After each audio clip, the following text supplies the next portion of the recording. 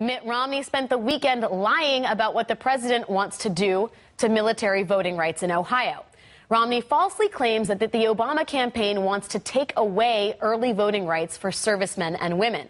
On Facebook, Romney wrote, President Obama's lawsuit claiming it is unconstitutional for Ohio to allow servicemen and women extended early voting privileges during the state's early voting period is an outrage.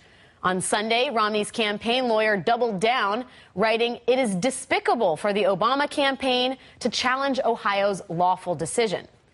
The truth is that President Obama wants to restore early voting rights for all Ohioans, a right that nearly a third of them took advantage of in the last presidential election. But in case Mitt Romney forgot, here's the president's real record on military concerns. President Obama repealed Don't Ask, Don't Tell and ended the war in Iraq. Unemployment among veterans is currently at its lowest point since before President Obama took office. And let us not forget the First Lady, who's made helping military families one of her top priorities.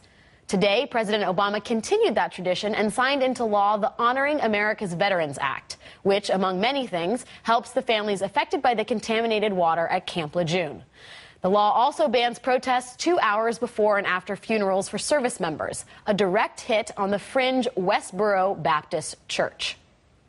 Graves of our veterans are hallowed ground, and obviously we all defend our Constitution and the First Amendment and free speech, but we also believe that when men and women die in the service of their country and are laid to rest, it should be done with the utmost honor and respect. Joining me now, Iraq war veteran and former Pennsylvania Congressman Patrick Murphy. Patrick, great to see you. Thanks for having me on, Alex. Congressman, you told reporters today that Romney lives in a bizarro world. What is the actual truth behind this lawsuit in Ohio?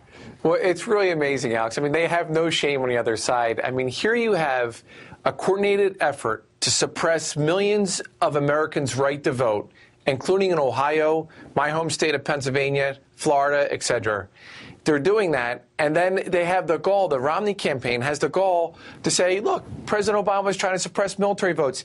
He's doing nothing but trying to get everyone to vote, including the 913,000 veterans in Ohio.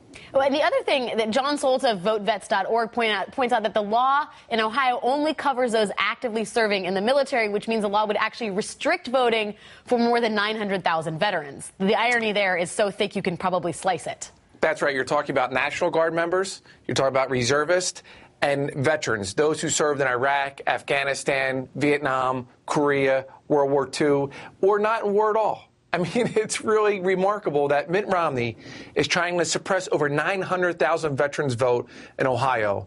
Here in Pennsylvania, Alex, by the way, if you're a veteran from the Iraq or Afghanistan war, you come back and get a government-issued identification card from the VA, that is not enough to prove your citizenship, to prove the right to vote in Pennsylvania. That's how restrictive it is now because the Republicans took over in our state capital.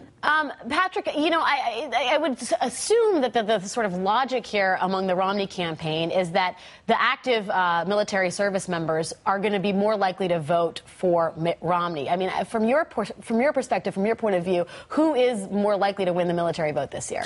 I really believe that they're going to rally behind the Commander-in-Chief, Barack Obama, for several reasons, Alex. First being, he took out the person who murdered over 3,000 Americans on 9/11. That was bin Laden.